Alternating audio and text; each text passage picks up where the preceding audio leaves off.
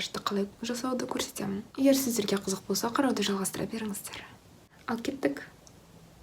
Ең алдымен көз айналасындағы терге арналған терең ылғалдандырғыш кремді жағамыз.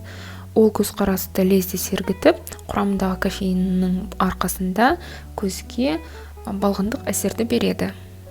Келесі көз бояулардың тұрақтылығын арттыру үшін көзге арналған, қабаққа арналған, яғни праймерді жағамыз. Ол біздің бояуларымыздың түс қанықтылығын жақсартады және төзімділігін арттырады.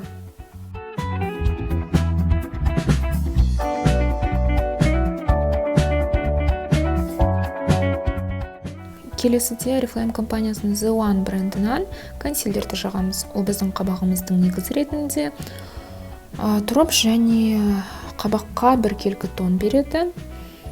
Бұл консилерді мен өзімнің кисточкамен жағамын арнайы.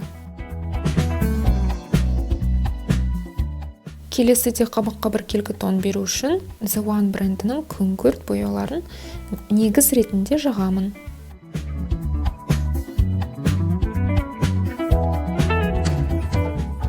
Келесіде бояуымның негізі ретінде, яғни қабағымның барлығына шабдалы түсті жағамын.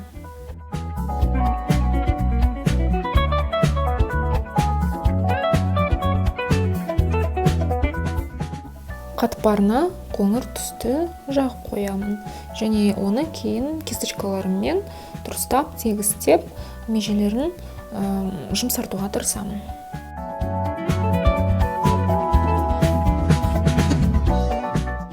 Келесіде қара түсті алып, кірпіктің бойына, кірпік жолының бойына, яғни және көздің сыртқы бұрышына қара түсті әдемілеп, біркелкі және жұмсақ қылып жағып шығамын.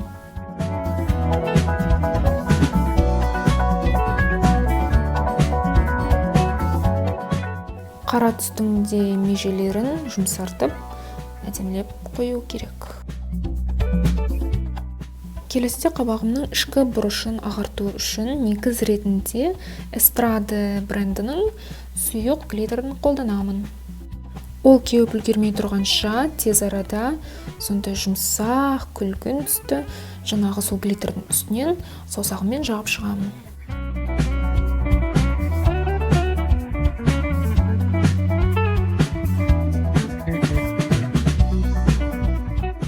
Көзге ашық түсті жағып болған соң қара түстің біраз қанықтылығы азайып қалады, сондықтан тағы да қосамын. Көздің макияжын жасап болған соң бояудың астына түсіп қалған қалдықтарын мицеллярлы сумен алып тастаймын.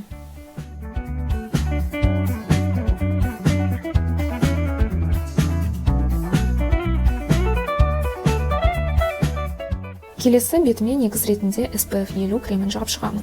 Ол теріні тыныштандырады, жұмсартады, тез сіңеді және жеңілдік, балғындық әсер береді. Келесі қабат ретінде Art Visage компаниясынан праймерін қолданамын. Ол бетті өте күшті тегістейді және тональный кремнің жақсы жағылуына көмектеседі.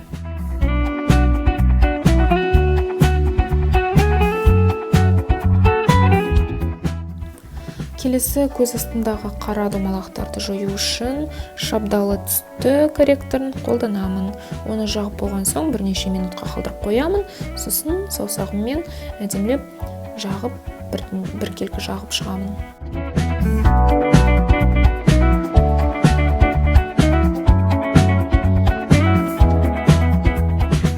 Келесі қадам енді тональный кремді жағамыз, ол үшін екі түсті араластырамын және маған керекті түсті алып, бетіме біркелкі қылып жағамын.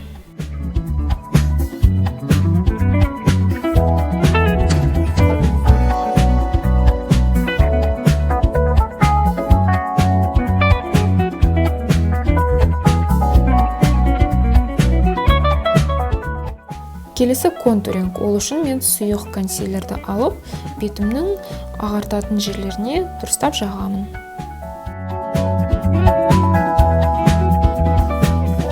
Бұл консилер кемшіліктерді жақсы жасырып, біркелкі тон беріп, және көз астына жақсы жарқырау сыйлайды.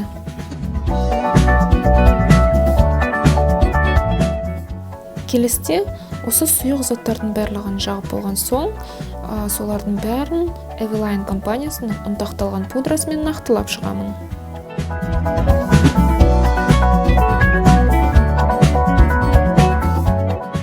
Қасымды боямас бұрын ең алдымен барлық тональный крем консилердің қалдықтарынан тарап, кейін оған қарындашпен әдемі түс беремін.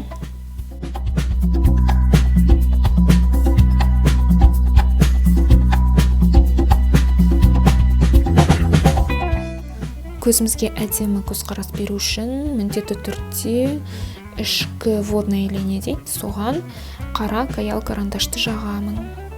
Әрине көзге бұл өте қиын, жылаймыз, бірақ шыдауға болады.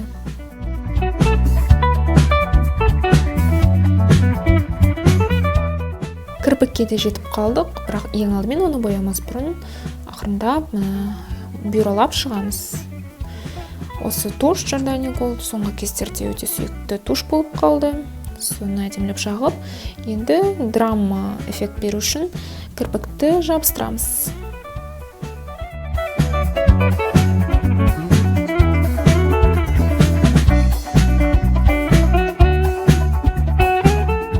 Келесі құрғақ контурингті Faberlic компаниясының Glam Glow палеткасын қолдана отырып, сондай қоңыр күңгірт түсті скуламның, яғни егімнің астына жағып шығамын. Әдемілеп, жұмсақ қылып. Ол бізде қатты шығып тұрмау керек, жай ғана сәл-сәл. Әдемі бетіміздің пішін, әдемі сондай подчеркивать дейді ғой, солай жасаймыз. Келесі румянамды өте аз, қатты керек емес. Жаңағы егіміздің үстіне қарай, күлген кездегі алмасы яблочко щека дейді ғой, соған жағамыз. Сосын ең соңғысы ол хайлайтер. Хайлайтерді көп жағудың қажеті жоқ, жай ғана жарқырап тұру үшін біраз саламыз.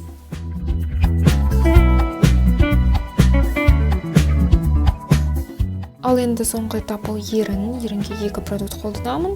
Ең алдымен оның межелерін ерінге арналған қарындашпен, нюдовый түсті, сол қарындашпен жағып шығамын, яғни белгілеп. Сосын кейін бұның үстінен әдемі жарқырау беру үшін өзімнің сүйікті блескім, осы блескті жағып шығамыз.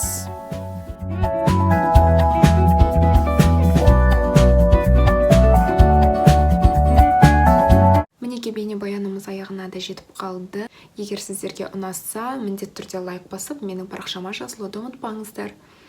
Бұл макияжды кез келген жерге жасауға болады, өте тез. Қолдарыңызды үйретіп алсаңыздар, жарты сағаттың ішінде дайын болады. Ал мен сіздермен әлі қоштаспаймын. Келесі бейнебаяндарда кездескенше сау болыңдар.